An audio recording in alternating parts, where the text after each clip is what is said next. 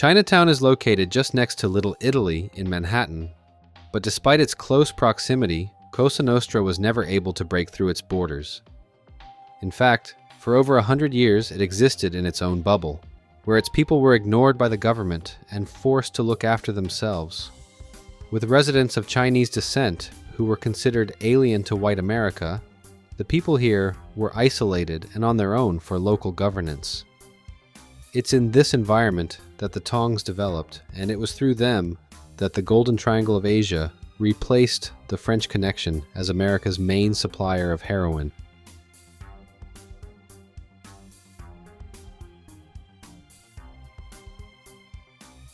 While the 1962 French Connection drug bust highlighted to America that there was a heroin epidemic, the supply of drugs continued to enter the country. The poppy plants from Turkey and the European smuggling routes created a mafia-controlled network where the illegal drugs came into the hands of the Genovese, Bonanno, and other Cosa Nostra groups. Cosa Nostra had a complete monopoly on heroin in America, where they would then sell to large retail dealers and distributors who then filtered the products onto the streets. But the centralized organization structure of this illicit business was what would eventually destroy it. Every drug bust and prison sentence slowly chipped away at the people running it, and when draconian sentencing was introduced, it had the intended effect of making lower-level guys rat out their superiors. This is what led to Carlo Gambino banning his family members from dealing drugs, despite the vast amounts of money that could be made from it. Through local law enforcement and new federal organizations like the DEA, who were created solely to combat drugs, the business became disrupted in America, and as more people became government witnesses to avoid decades in prison, the government began to learn more about the vast overseas supply network. United States diplomats, combined with the political and military power of America during the Cold War, succeeded in getting the nations where the French Connection pipeline of drugs flowed through to stop it. Drugs would continue to enter America through this route until the 1980s. But in the 70s, a lot of damage was done, and it was not possible to import the previous quantities. But while they were winning the war against the supply, they were losing the one against the demand. People in America wanted their drugs. And there was a new source in Asia called the Golden Triangle, where poppy plants were grown and processed into heroin that was immediately ready for use. But the problem for the mob was that they did not have direct contacts in this part of the world, but the people next door in Chinatown did. Despite all of the resources that the government poured into drug investigations during the 70s and 80s, much of who in Chinatown operated in the drug trade is still a mystery because it was decentralized. While the Tongs might have been the power in Chinatown, they were more like a benevolent society than a criminal organization. They helped newly arrived immigrants find housing and organized community aid. And because the police largely ignored Chinatown and the court system was not trusted, they also acted as an unofficial police force, and the elders functioned as judges who would hear disputes. The Tongs were the unofficial local government for the people of Chinatown, and the leaders were some of the most respected men in the community with big legitimate businesses and large bank accounts. And as an association where the community members needed to be a group to survive, cooperation was needed between everyone. The people and businesses would pay dues, which would then be distributed for the benefit of the entire neighborhood. And sometimes, when it came to illegal activities, a restaurant or someone else might take some of the money and launder it through their businesses to make that income appear legit. As time went on, the leaders of the Tongs became American-born Chinese who were fluent in English and aware of the customs of both cultures. Successful businessmen became the leaders of their communities, and their influence extended into the halls of local political power. The Chinese of Chinatown were Americans, and that made them voters. Using the power of this voting bloc, the leaders of the Tongs could have influence on who gets looked at by law enforcement and who gets a pass. Chinatown was no stranger to crime. During the 19th century, the Chinese were the first importers of opium, which is derived from the same plant that heroin comes from. Opium dens were common fixtures in their area, where many Americans would wander into this exotic neighborhood to chase the dragon. Another big criminal moneymaker back then was prostitution. Most of the immigrants from China to America during this time period were men, and with the shortage of women, the only way they could be close to one was to purchase their time. The operators of those businesses would pay money to the Tongs for protection. In 1893, the An Leong Tong was founded at the corner of Canal and Mott Street. The Lung Kong Tin Yi Association would come to New York in the late 19th century as well. The Hip Sing Tong was founded in California, and it's believed that the New York branch opened in 1904. Under their leader, Sai Wing Mok, the Hip Sing went to war with the other Tongs for control of Chinatown. What was known as the Tong Wars were fought across America in the different Chinatowns, with San Francisco being the site of the hottest fighting. These battles between the different groups went off and on for about 20 years. Eventually, changing times contributed to the end of these conflicts, with many of the fighting men becoming old and the newer generation being more interested in expanding business opportunities. As violence was bad for business, the fighting subsided. 1957 marked the last recorded year of an opium den bust in Chinatown. By now, heroin was quickly replacing it as a drug of choice, ending a 100-year tradition. The Immigration and Nationality Act of 1965 opened America up to new immigrants from Asia, and the demographics of Chinatown began to change with new arrivals from Hong Kong and Taiwan. Before this, the Chinese of Chinatown were the descendants of immigrants who came to America in the 19th century. By the 1960s, these Chinese American citizens were third, fourth, and fifth generation Americans. The new immigrants were different from their American-born Chinese counterparts. Many young men saw the wealth and opportunities in America, and they wanted a piece of it. Independent gangs began to form in American Chinatowns like the Flying Dragons, Ghost Shadows, and Division Street Boys. The Flying Dragons were formed in 1967 by immigrants from Hong Kong, and they soon became associated with the Hip Sing Tong. The Tongs had always used hired hatchet men as enforcers, and by 1970, the Flying Dragons had taken on that role. Since the gang was made up by members of a single ethnicity, it was relatively impenetrable to law enforcement and other cultural outsiders. We know that it was during the 1970s when Cosa Nostra began to buy heroin from the Chinese. The entire process was compartmentalized, which made it difficult for law enforcement to know who was who in the drug game, along with establishing patterns that could lead to huge busts and takedowns. As the Chinese of Chinatown were relatively isolated, the leaders never met with the customers they did business with. In fact, no sides in these deals ever met with the decision-makers of the other parties. These deals usually began with a Chinese broker who would make contact with the Italians.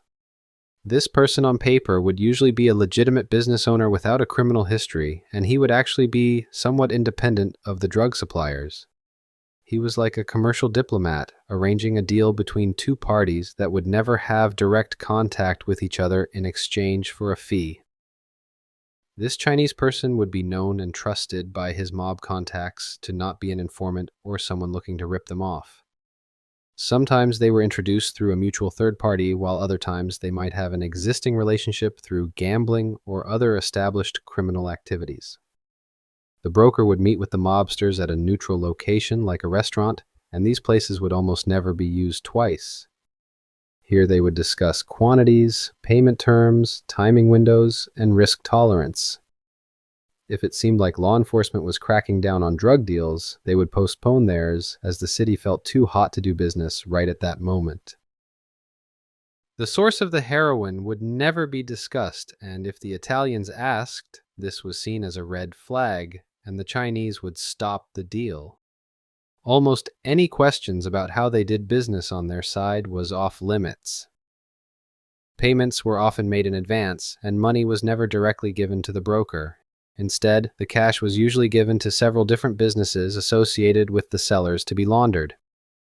The absence of one lump sum payment to one person meant that no single law enforcement seizure could unravel the entire operation. It also meant that many of the people involved in this did not know the others, and with each person having limited knowledge, there was not much they could tell the cops if they got arrested.